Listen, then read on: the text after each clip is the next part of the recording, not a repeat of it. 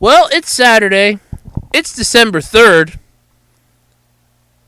And if you're clicking on this, that means it's now Sunday. But if you're clicking on this, then that means that you're interested in the Absolutely Completely Random podcast. And I thank you for that. I'm your host, Andrew Rhodes, and for the next about hour, I'm going to be dropping some knowledge on you and just some things from the internet that I found interesting throughout the week. This week, I'm talking about the life-size Gundam in Tokyo that's about to say sayonara.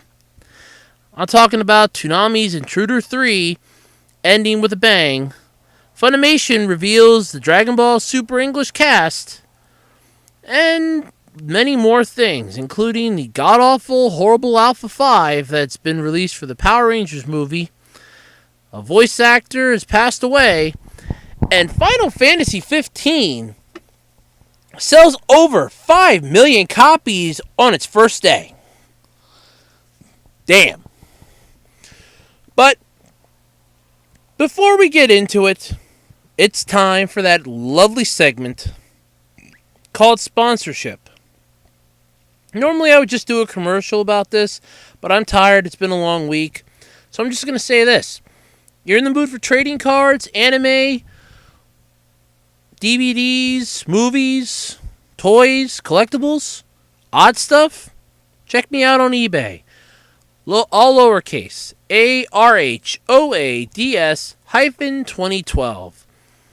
I'm a nice guy. I package the stuff professionally, and I ship it out professionally via USPS. I'm a nice guy. So, like I said, lowercase ARHOADS-2012.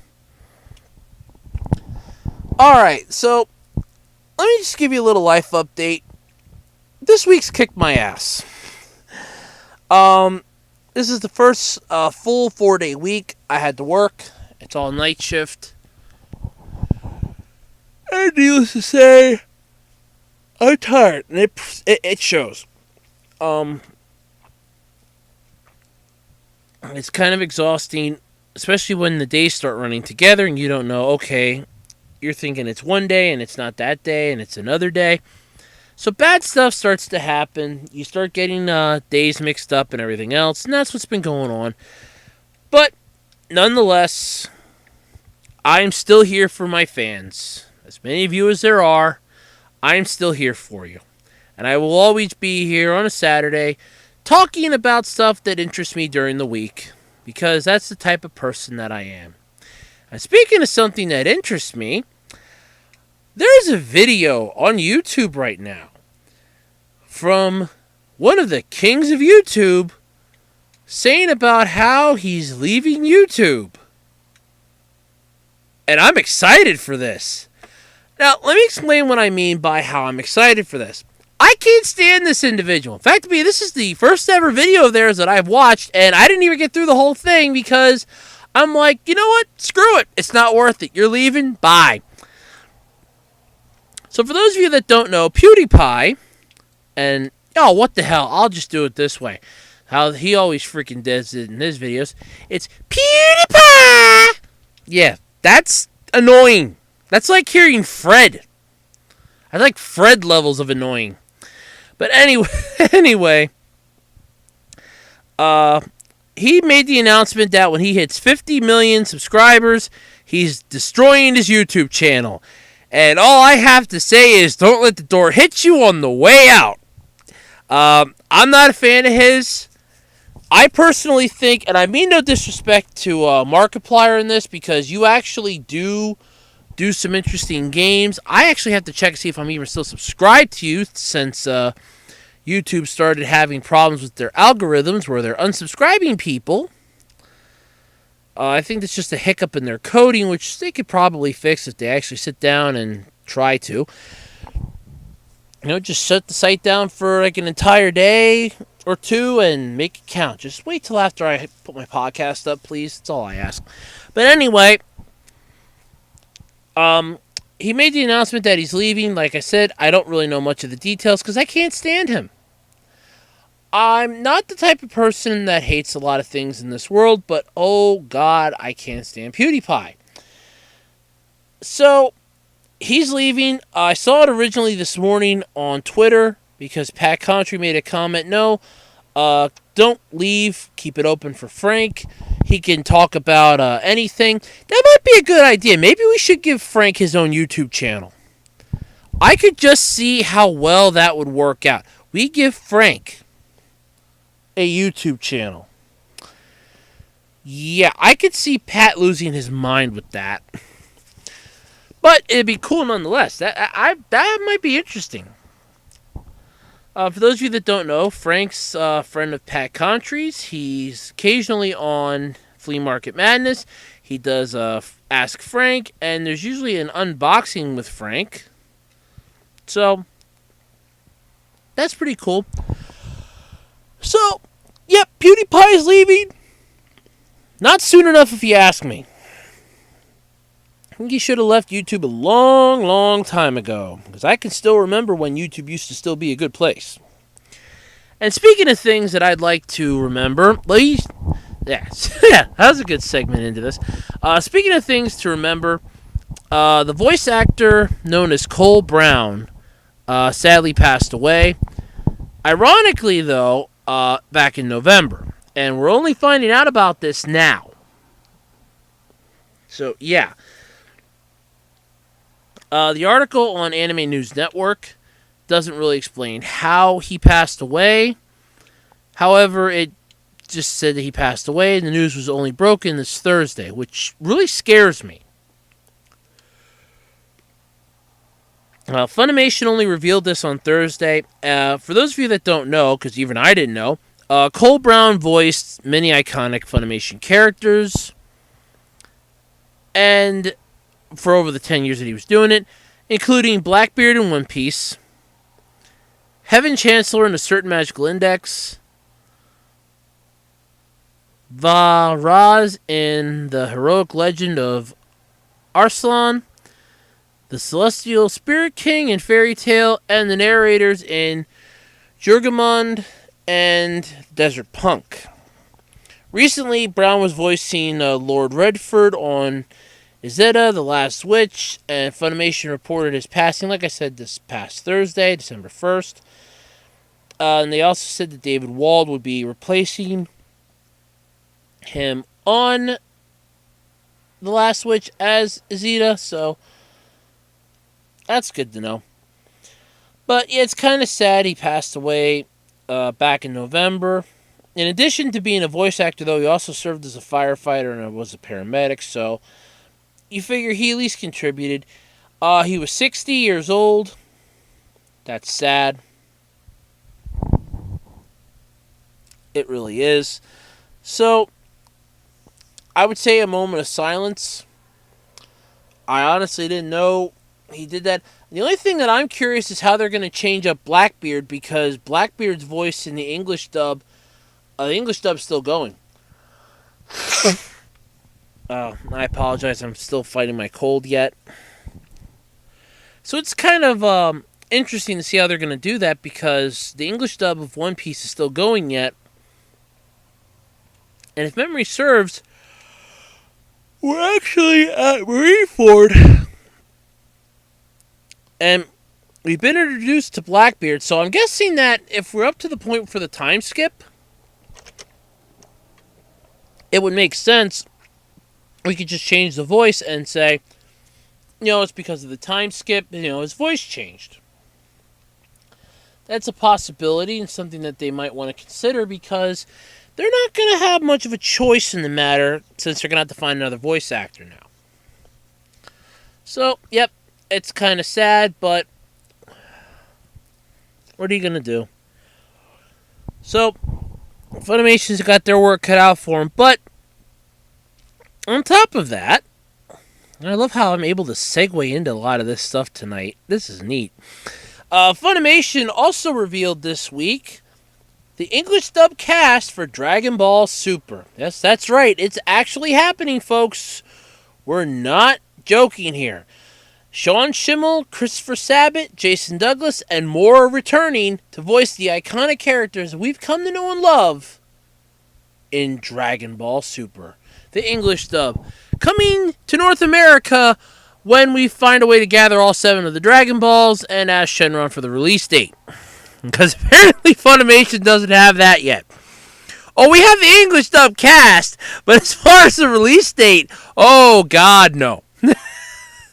Oh, no, we don't have that yet.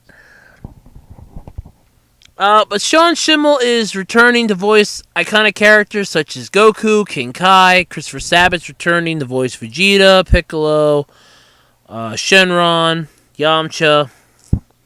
Kyle Herbert's coming back as Gohan and the Ox King. Kara Edwards is returning is coming back to do Goten. I'm pretty sure that's the one that did Goten. I'm not 100% sure. Meredith McCoy is voicing Android 18. Chris Ragger is returning as Mr. Satan, and it will now be Mr. Satan, by the way. We're no longer allowed to call him Hercule, which is what got me into some hot water this week in a YouTube comment I made, asking, okay, when did we have to start calling him Mr. Satan? I didn't like calling him Hercule. Now we got to call him Mr. Satan. Did I miss something somewhere? And they explained it to me, oh, yeah. One YouTuber said, yeah, because of a whole bunch of religious figures and other things, that if you would have said, oh yeah, hail Satan, like they're doing in TFS, which by the way released the newest episode, really cool. They basically are going about the whole, demonic thing, and they mostly changed the name just to appease these people, which is a good thing. You have John Bergmeyer returning as voicing Tien, I should say. Chris Casson voicing Shu. Mike McFarlane voicing Roshi. Brianna Pal Incha as Poir. Chuck Herbert as Pilaf. Kyle Herbert, like I said, is the Ox King.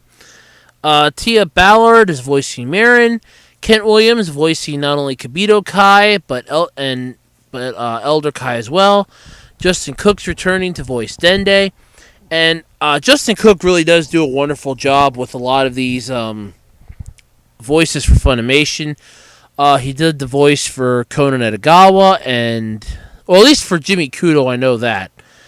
I don't really know. I don't think he did the voice for Conan, but I know he did the voice for Jimmy on Case Closed, which, Funimation, any chance you're going to finish that or at least give us some more of the movies?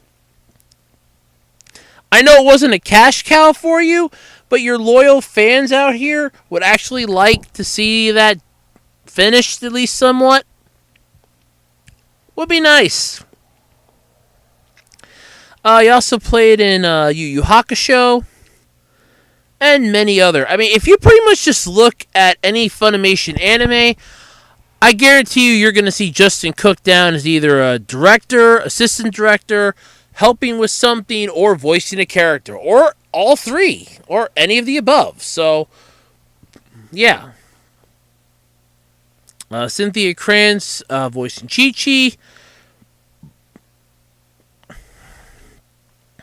Jason Douglas is voicing Beerus. Ian Sinclair will be voicing Whis. Monica Ryle voicing Bulma. Sunny Strait will be voicing Krillin. Doc Morgan will be voicing the narrator. And so on and so forth down the line. Josh Martin will be voicing Boo. Kara Edwards will be voicing Videl. So, yeah, there's just a lot. This is going to be entertaining to see this. So, they're basically getting the band back together. Go figure. That's basically true. So, for those of you that aren't familiar with it, Dragon Ball Super premiered in July last year on Fuji TV and other channels. Toonami Asia will be airing the English dub, the English language world premiere in Southeast Asia, and then on January 21st, my buddy's birthday. I'm pretty sure it's either the 20th or the 21st. I know it always falls around that holiday. It always falls around Martin Luther King Jr.'s birthday, so I know it's usually my buddy's birthday. So that's kind of cool. With a different English dub produced by Bang Zoom Entertainment. I have no faith in that, but then again, I'll watch the Funimation dub, so, yeah. Toei Animation announced last month that the anime will begin airing in Europe, Middle East, and Africa between fall and winter. And like I said, whenever we manage to find all 7 of the mystical Dragon Balls, we can ask Shenron when the hell we're going to get it here in the U.S.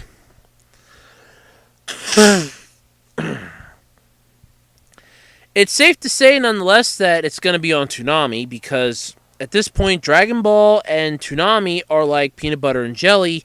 You cannot separate them. You can't have one without the other. They're like light and dark. They're 2 sides of the same coin, so we need them. And speaking of Toonami, yay, I love this segment stuff. This is fun. Toonami has announced this week that they are scoring a new Gundam series, since they're going to eventually run out of Iron-Blooded Orphans episodes, which you're going to run out of any episode of an anime series, basically. They're either 13 to 26 episodes per season, so you're going to run out of episodes eventually. But they're scoring a good... I apologize for the yawning. They're scoring a really good Gundam series. Gundam Unicorn RE0096 will begin airing on Toonami January 7th at 1 a.m. Eastern Time, which is really cool. Provided, of course, Adult Swim doesn't decide to F Toonami in the ass again, which they usually do. Yeah, it's great.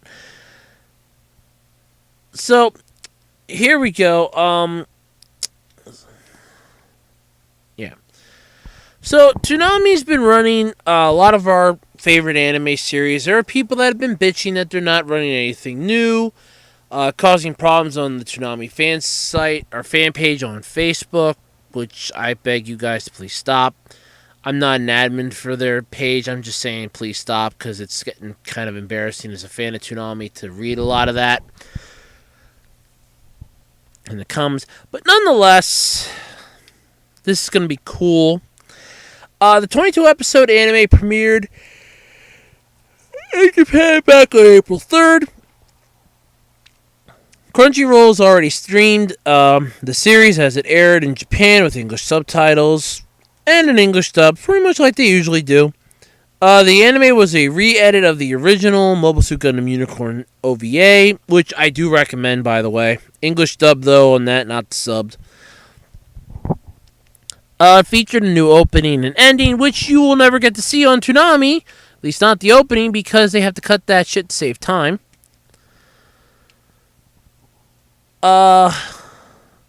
Haruyuki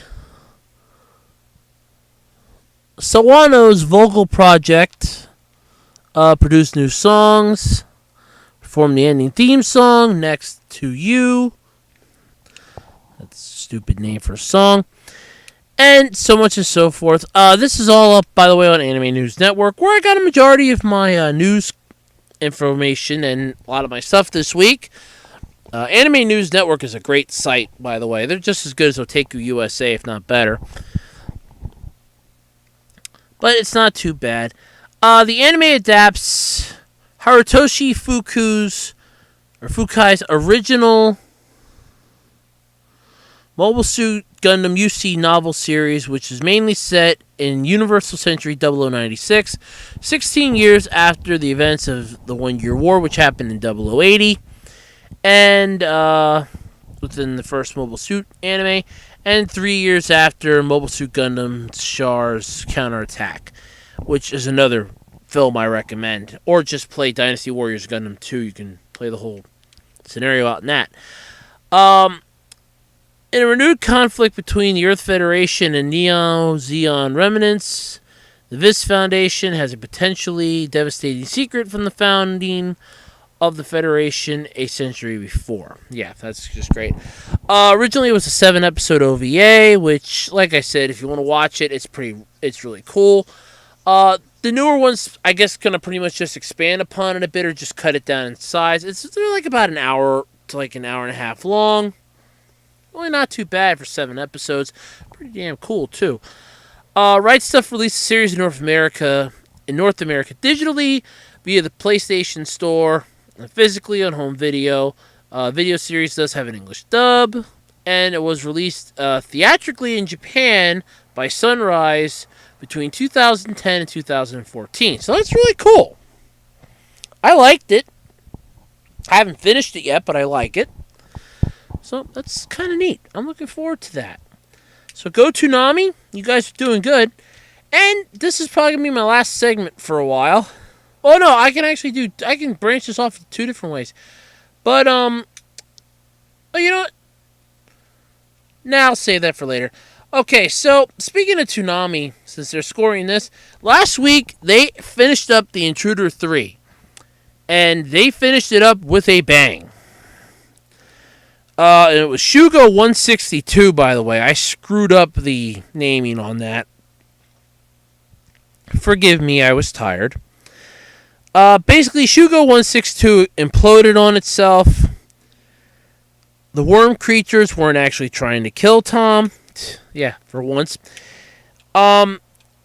Sarah was able to talk to him. And, oh yeah, by the way, that hollowed out bunker that they were living in, it's actually a ship. It is a badass ship, too. I mean, we're talking massively huge. Looks like a Starfleet sort of level, or Starfleet class destroyer. Really kicks ass. And they have a new crewmate, a small worm that was the youngest of the worm population that they wanted to have saved.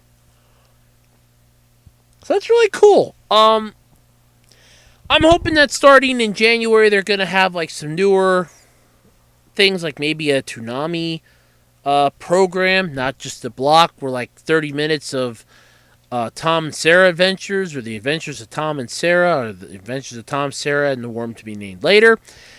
That would be pretty cool. You know, come up with some original programming. I know it would cost a lot of money, but there's a thing called Patreon.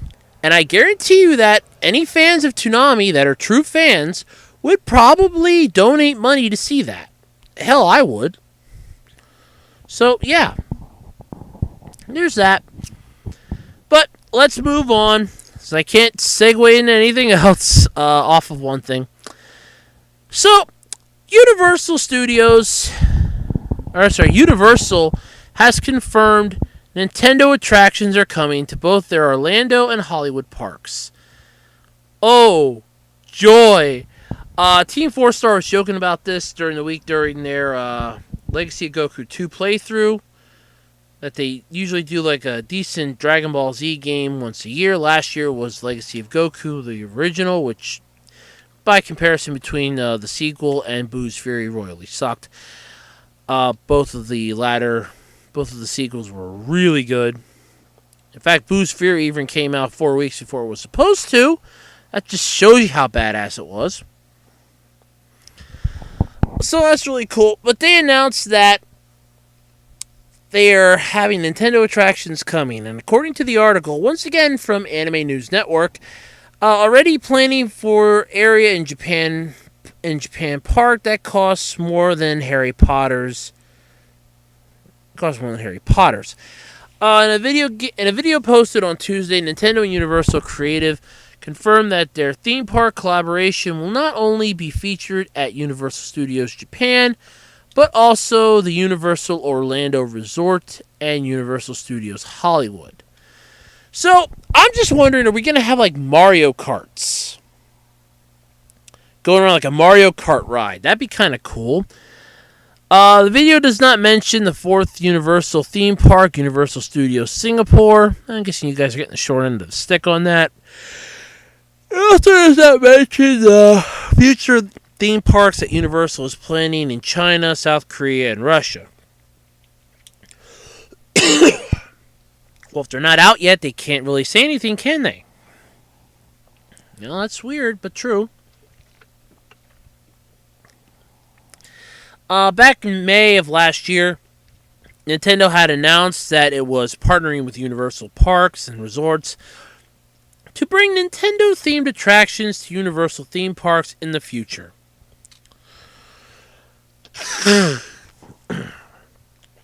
Because we can't sell enough video games, we're going to start making it so that we're going to have a theme park you can go to. We're going to copy Legoland, damn it. They got popular after making a whole bunch of building blocks. We've been making video games for years. Now it's time for us to make a theme park, damn it. Welcome to Nintendo Land. If you follow the dancing plumbers, they will lead you to your first attraction. That should be their entire theme. There you go. Hi, it's me, Mario. Hit it, guys. Welcome to Nintendo Land. You will be here. It's so grand. That should be their entire theme for this. Just have dancing Nintendo characters. Or better yet, have it sync up with like your tablet or your smartphone. Have it so that you download this app. And then when you're in the park, you can use the app and have Mario or one of the other Nintendo mascots take you around the park. Like Pikachu, that would be pretty cool. Pikachu leading me to Pokemon attractions. Mario taking me to Mario's world in Nintendo Land.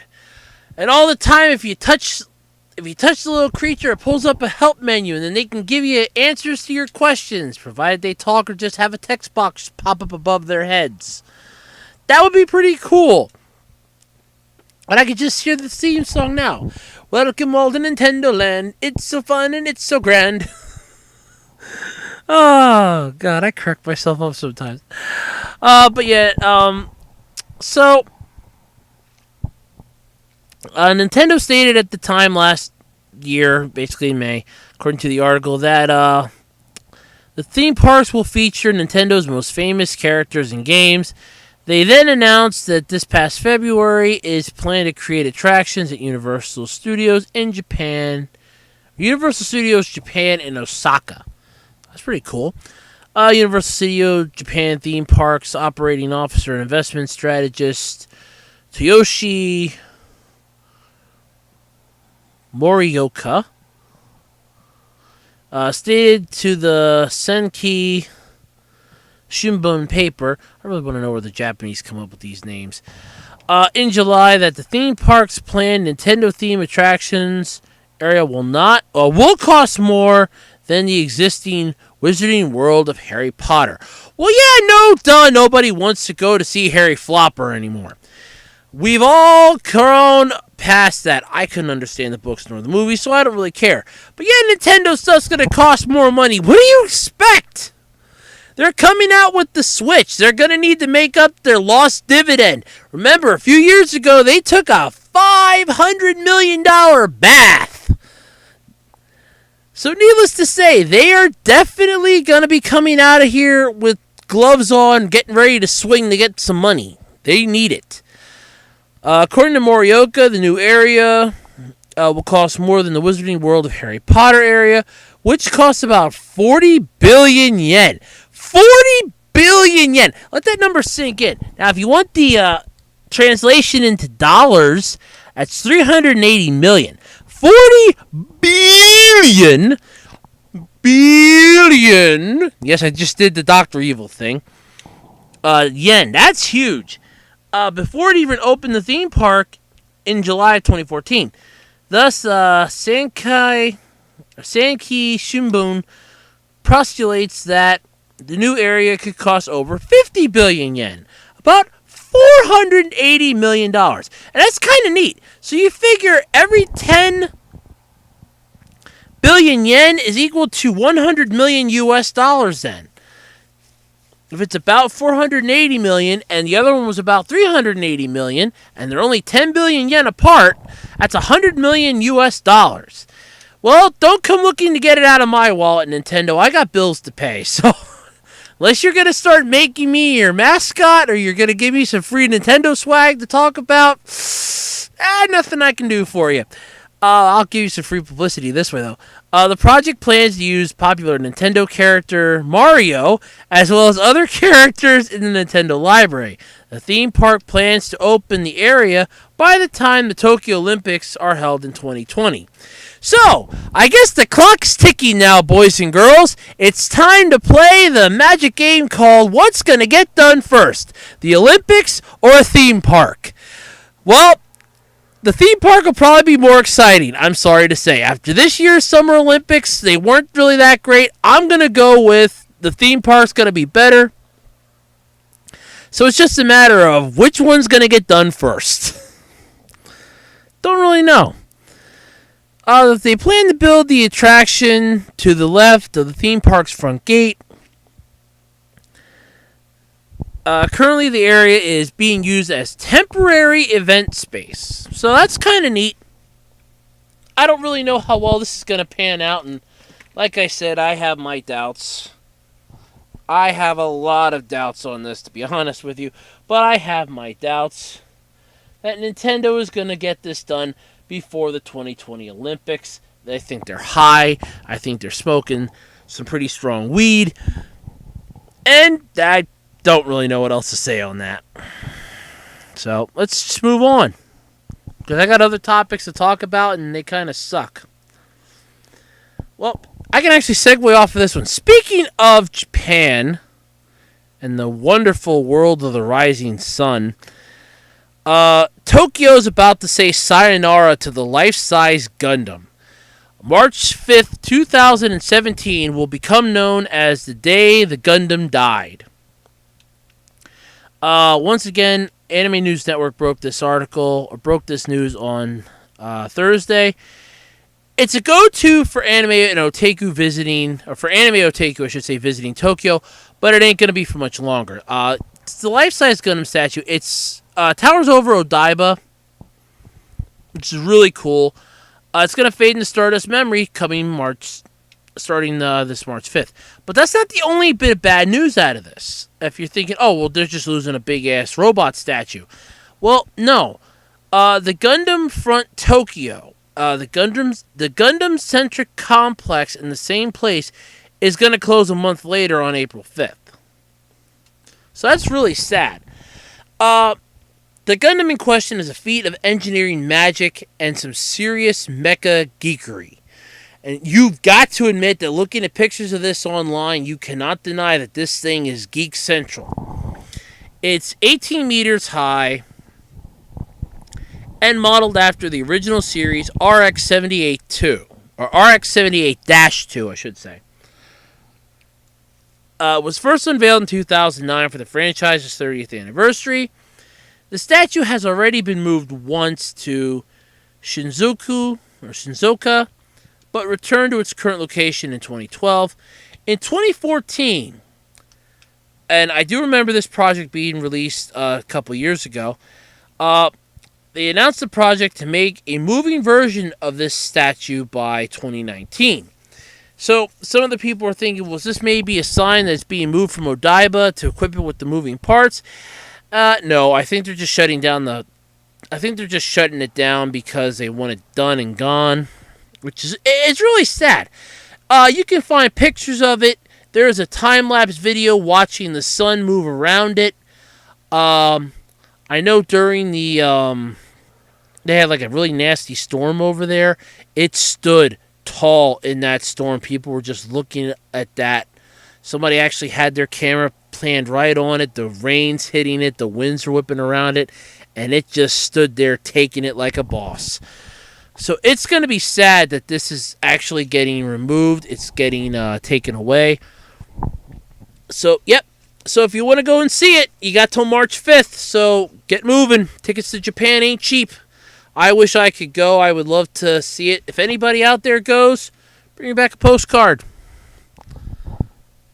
Or better yet, just take a picture and say, wish you were here. And I'll go, yes, I do. Yes, I do. It would be neat, though, if it gets, like, moved somewhere else, or they're going to take it down, put it, like, in storage or something, so that maybe, like, years later they could pull it back out. That'd be kind of neat. But it's probably not what's going to happen. It's probably just going to get destroyed. And then they're shutting down that the Gundam. I keep pronouncing it like my 10th grade computer teacher's last name because it's that close. The Gundam Centric Complex, Gundam Front Tokyo, will be ending its run then on April 5th. So, yeah, if you want to go and see it, you got till March 5th to go. Otherwise, then map point for geeks, nerds, and everyone else is going to be wiped off the face of the earth. So, thanks, Japan. I appreciate everything you do, and now you're just yanking at my heartstrings because you want to destroy something that's beautiful and shows the world how great you are. Okay, sure, there are people in Japan that don't like the word otaku, and they don't like a lot of this. But come on, it's a giant robot, and everybody knows Japan's good for robotics. Come on, all the best stuff comes from Japan. We even know that. It's just sad. But if you miss out on this, if you end up going over to Japan after March 5th of next year, you're going to miss out. You're going to miss the RX-78-2. But you can always check out this oddball set of other life-size robots that they have around there. At least probably until April when they end up yanking them and throwing them in storage. So, yeah, it's sad. Really, really sad. Speaking of things that are sad, look at that. I found a way to segue into this. The Power Rangers movie, which I didn't think could get any sadder. Now, I have ripped this thing a new asshole. I have ripped the Megazord to shreds. Well, Alpha 5 now just got on my radar to rip apart next. Because this week, they revealed Alpha 5's character concept art. And God, I'm hoping this ain't even close to finished. Then again, I'm hoping that trailer that they released back in October was just a teaser trailer. And that nothing in that trailer is going to be actual footage from the movie. Because if that's actual footage from the movie, you got no chance in hell of me going to see it. But Alpha 5 was released. They showed concept art for it. And oh God, is it ugly. It looks like something from Area 51 dry-humped Bigfoot and had the Loch Ness Monster suck out the offspring.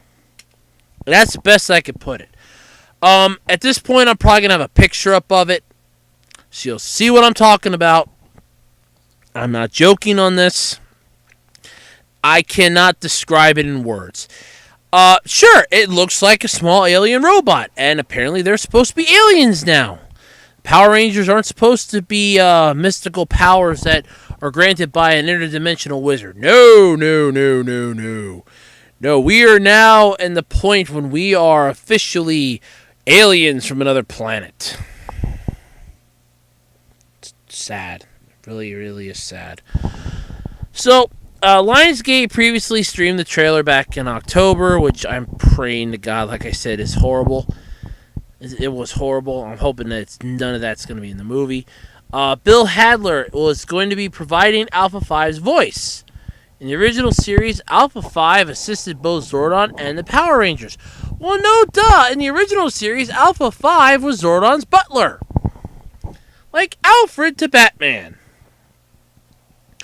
Or Jarvis to Tony Stark. So, this is definitely going far off the original series, which is what they said was going to happen. They said it's going to be a reboot, an entirely new thing. But this is just ridiculous anymore at this rate. This is just getting sadder and sadder as it goes. But we actually have a cast list. It's a damn miracle. I can safely say that. And Lionsgate is describing... I love that part, too. They are describing the new Power Rangers film. So here's the description from the article. And I'm not making this up. Saban's Power Rangers follows 5 ordinary high school kids who must become something extraordinary when they learn that their small town of Angel Grove and the world is on the verge of being obliterated by an alien threat. Chosen by destiny, our heroes quickly discover that they were the only ones who can save the planet. But to do this they will have to overcome their real-life issues and band together as the Power Rangers before it's too late. The film is planned for a March 24th, 2017 release, and the main cast is including the following. Darce Montgomery as Jason, Naomi Scott as Kimberly, Ludi Lin as Zach, R.J. Seiler as Billy, Becky Gomez as Trini, Bill Hadler, like I said, or Hatter, will be providing the voice for Alpha 5, Bryan Cranston, who has been brought on to play Zordon, and Elizabeth Bank is playing Rita Repulsa. David Denman will be playing Sam Scott, who is Jason's father. So, first off, Lionsgate's description of this movie is just an insult.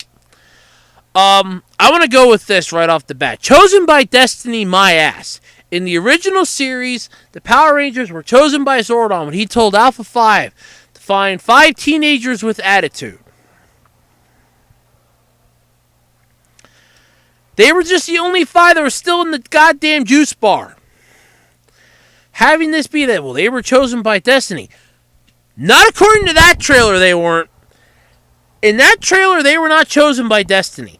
In that trailer, they were chosen by screwing around, getting detention, basically becoming the Breakfast Club, banding together, then going on a little adventure to find Chronicle. Speaking of Chronicle, by the way, Max Lindis will be providing, is one of the scriptwriters for this film. So that explains the Chronicle-like feel, because we have an entire list here. Dean Israeletti from Project Almanac is on board to direct this piece of crap. John Gattens from Kong, Skull Island, and Real Steel. Burke Sharpless and Matt Shazama, Dracula Untold. Max Lindis, like I said, from Chronicle, and Zach Stentz and Ashley Miller, X-Men First Class, and Thor, are scriptwriters for this piece of garbage. But if that's not the final nail in this thing's coffin, let's see. Let's review all the nails so far that I've nailed into this thing's coffin. We have the trailer that sucked ass. That was basically Chronicle screws I Am Number 4. It's the Breakfast Club screws Chronicle and tries to be I Am Number 4. Then the second nail in this thing's coffin was that god-awful Megazord. Alpha 5 is now the third nail in this coffin. But there's a fourth, ladies and gentlemen. Yes, that's right. Brian Tyler from Avengers Age of Ultron and one of the most hated anime adaptations made into live action ever, Dragon Ball Evolution.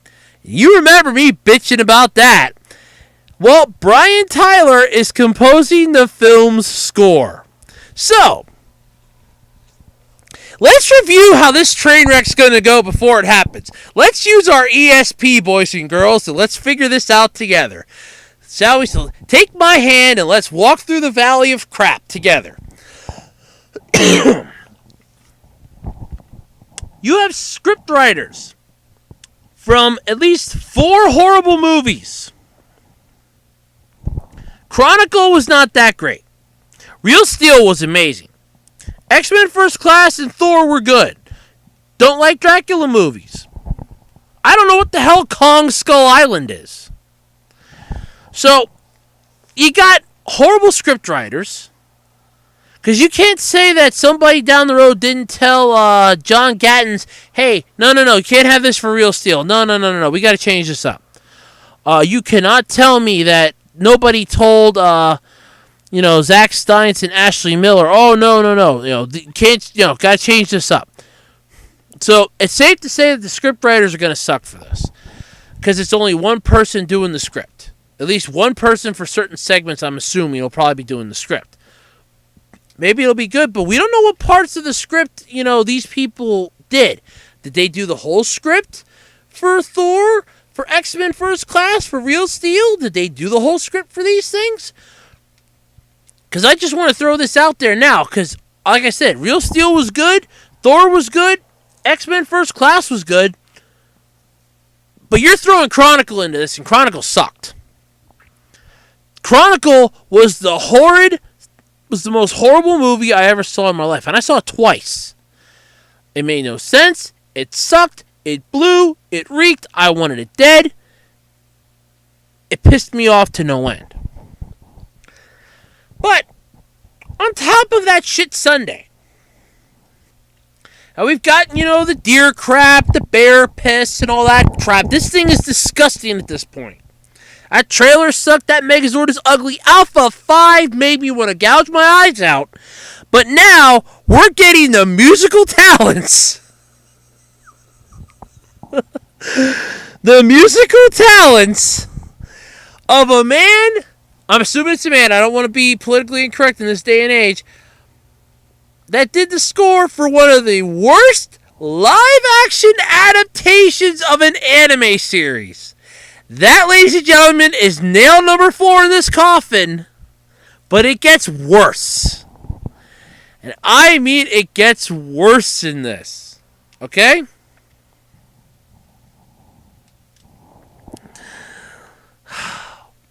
It can't get any better at this point. That's for damn sure. But alright, it gets way worse than this. So, we have costume designers. Kelly Jones, straight out of Compton and Sons of Anarchy, is serving as costume designer. Those are freaking TV shows. What the hell are they going to know about movies? You know what? Never mind. Let's just throw that one out on the wayside. I'm still geeking out yet that they're going to have the person that did the music for Dragon Ball Evolution. Let that sink in yet, folks. I can't get over that. Dragon Ball Evolution. The worst live-action adaptation of an anime series. This is the one that whenever somebody goes and live-action anime movies are good, this is the first movie that I bring up in this is why they should be stopped. This movie is going to blow. There is now no saving grace in the world for this. I'm just trying to wait for the next couple nails to come down so I can just bang them in and lower the coffin. Because this thing is dead before it even gets started. But you have Hamish Purdy, the relevant, is in charge of set design. And Weta Workshop, the Lord of the Rings, is handling suit design. That's not a bad thing. And the visual effects in Lord of the Rings are really good. They're handling them too. Paul Jennings is the stunt coordinator. Andrew Menzies is the production designer. And Matt Lloyd is the director of photography. But the part that I get a kick out of is this. Ham Saban, Brian Castini from the Power Rangers TV series, Wick Godfrey and Martin Bowen are producing the film. Well, I sure as hell hope Ham Saban is producing this, because he owns the rights to the Power Rangers franchise, you morons! He's literally the one that owns the rights! God! How simple-minded can you assholes be at this point?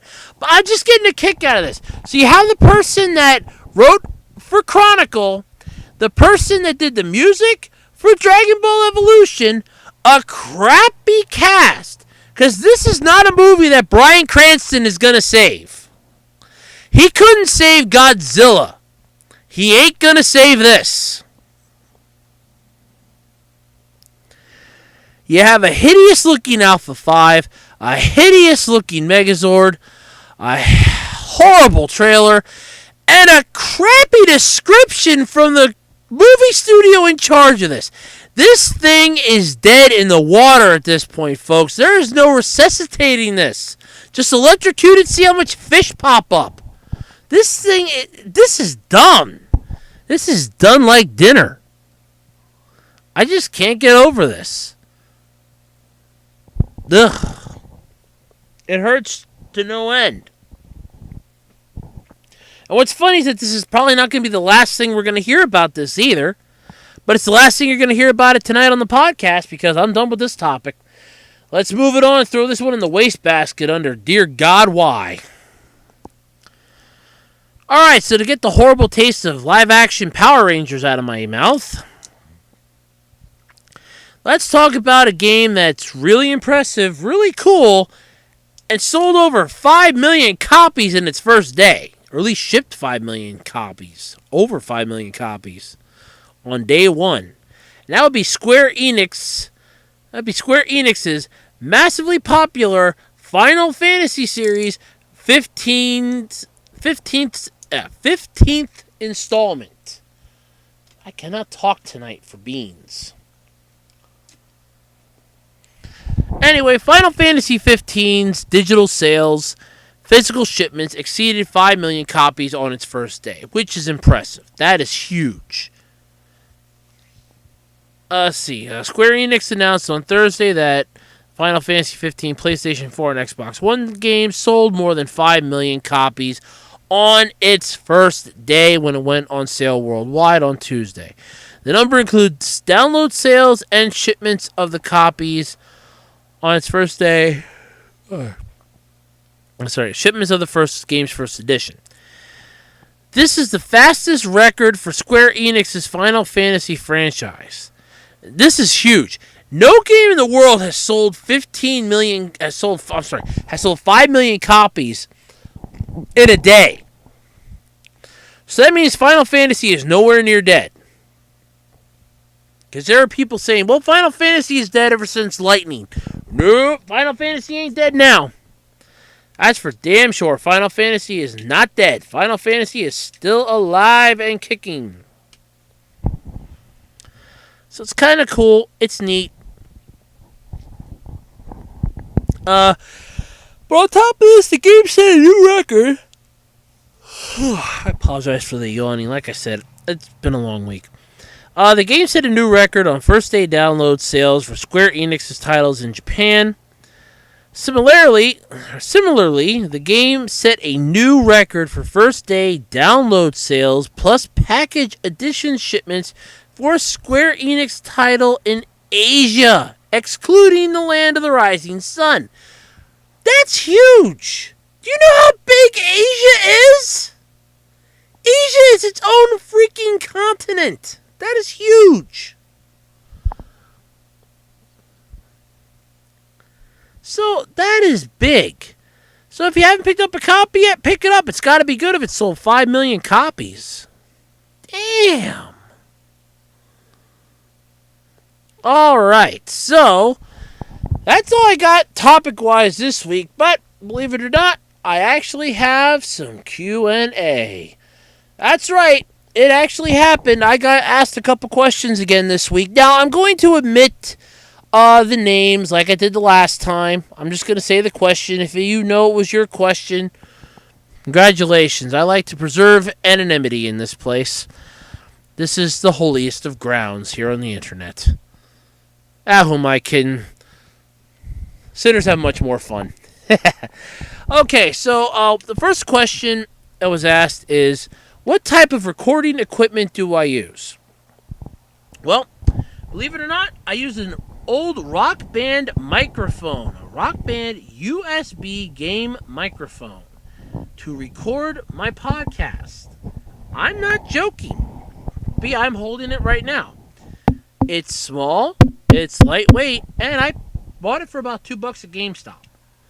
Ironically, when I still had my Guitar Hero 3 game, my Guitar Hero World Tour, I should say, because I was doing karaoke! Until my mom said it sounded like I was strangling cats up here. Like, no, I was just singing. Oh, dear God, stop! That's all she said. So, yep, I use a Rock Band microphone, USB port. Works out really well. And I really like it. It's small, it's lightweight. It doesn't hurt my hand to hold it. It's nice, it's just the right size that I need, and I'm happy with it. So I like it, I'm good with it. Yes, I would like to find like one that filters out background noise, but beggars can't be choosers. Alright, next question. What is my all-time favorite thing to do in my free time? Surf the net and watch YouTube videos. I'm being honest. I don't mind surfing the internet and watching YouTube videos.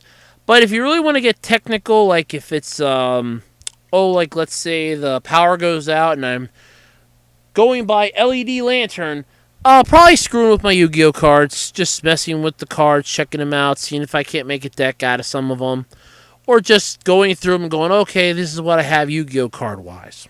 It's not bad. Okay, and another question that I was asked this week, do I have any collections of things other than anime-related stuff? Well, other than anime-related stuff, I actually do.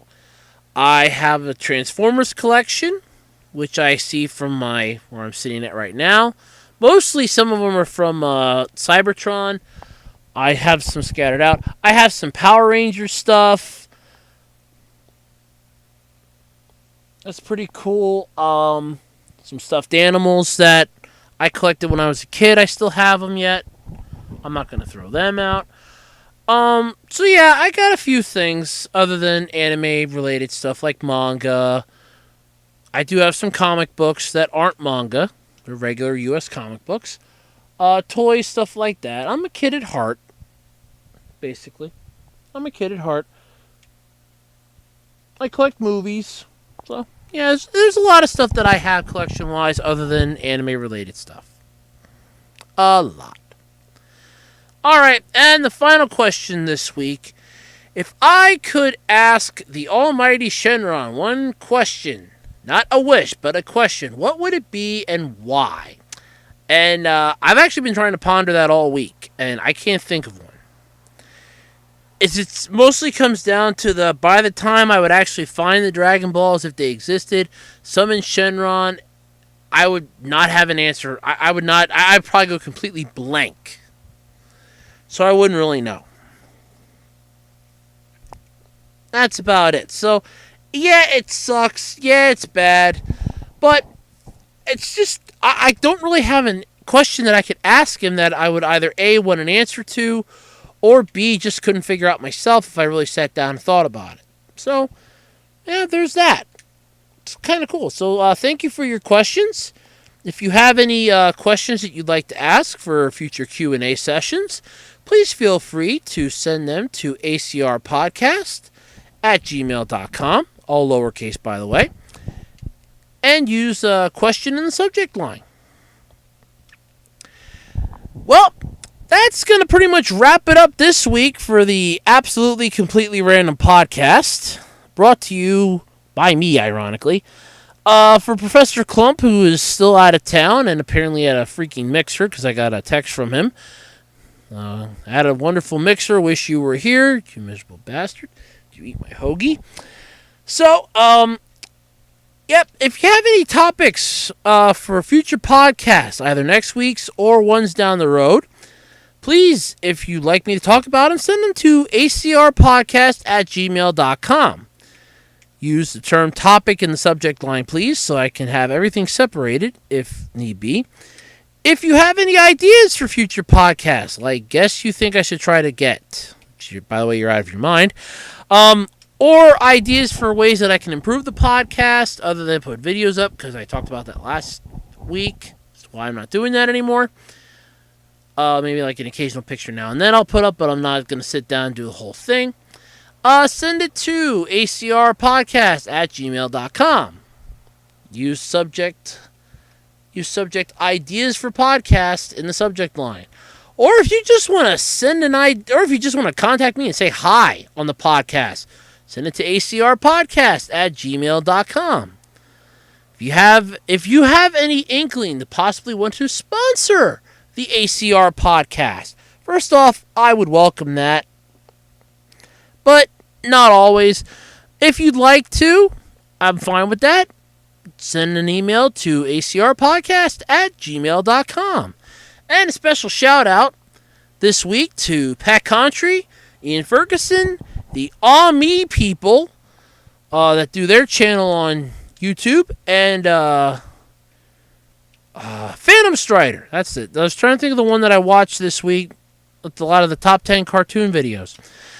You guys are really doing a great job. Keep up the good work, and I hope we can all eventually join that YouTube party lounge boat that they're going to have somewhere. So, until next week, I'm Andrew Rhodes saying bye-bye, have fun, and I will catch you next time. See ya!